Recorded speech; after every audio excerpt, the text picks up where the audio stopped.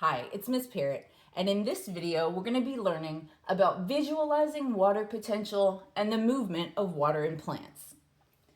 Have you ever wondered how water can defy gravity by going from the roots of the plants up to the leaves?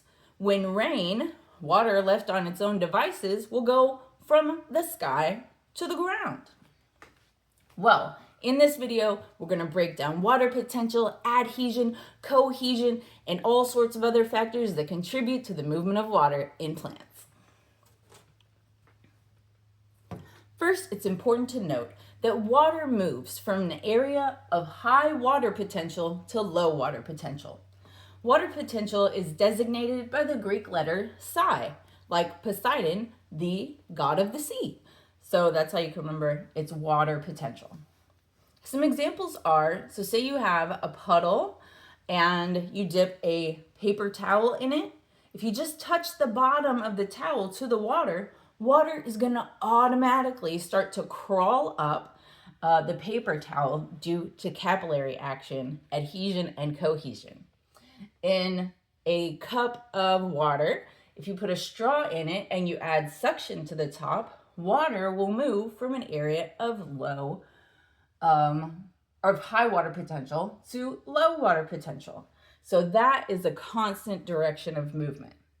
The formula for water potential is total water potential equals solute potential plus pressure potential. I have a whole video on how to do calculations with this as part of the AP Bio Equations Explained series. Take a look up here or down there for a link. So let's look at the gradient pathway. Again, water moving from an area of high water potential to low water potential. Water is going to start down in the soil. And the soil, though its water potential is negative, it's higher than everywhere else in the plant. So it's relatively high. Then water is going to move into the roots because it has a slightly lower water potential than the soil. So it's going to move from high to low. And it's going to do that in the same way as the paper towel, thanks to capillary action, into the root hairs. Then it's going to move through the roots into the xylem, which is the tubes that carry water from the bottom of the plant to the top of the plant. And because it has an even lower water potential. Then from the stems to the leaves, which have a consistently very low water potential thanks to transpiration. We'll get more into that in the next slide. And then from the leaves into the atmosphere, because compared to inside the plant, the atmosphere has an extremely low, like desert, dry, low water potential. Let's look at the leaves. So, like I was saying, transpiration creates suction and a constant pull of water into the leaves. How does it do this? So if we recall, transpiration is basically just evaporation of water out of the leaves of plants. So it works just like sucking on a straw. So water is going to start in the xylem, or the stems and branches of the plant. That's going to be a relatively higher area of water potential. And then water is going to travel out the stomata.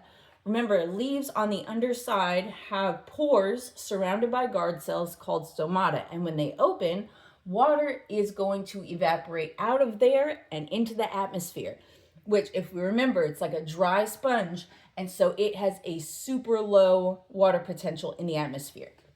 What this does, it creates a continually low area of water potential in the leaves. Because you would think, right, if water is moving from an area of high to low, then if water is moving up to the leaves, eventually that's going to be the area of high of water potential. So then shouldn't it go back down? But no, because of transpiration.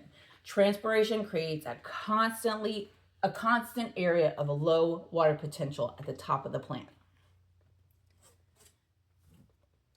All right, other factors that are involved are cohesion and adhesion. Cohesion is when water sticks to itself, water sticking to other water molecules by hydrogen bonds. And what this does is it creates a continuous column of water molecules that are constantly being pulled up like a rope in the plant and sucked out through transpiration. Then there's adhesion.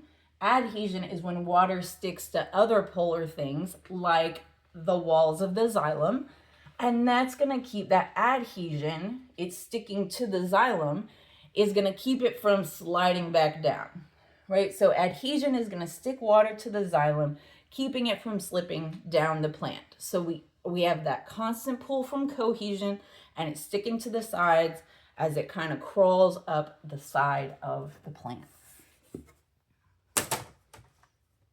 So let's bring it all together. In our plants, water movement is powered by physics, not pumps. Water is going to move from an area of relatively high water potential. So again, water potential numbers are often negative. I refer you back to my AP Bio Equations Explained video to talk about that.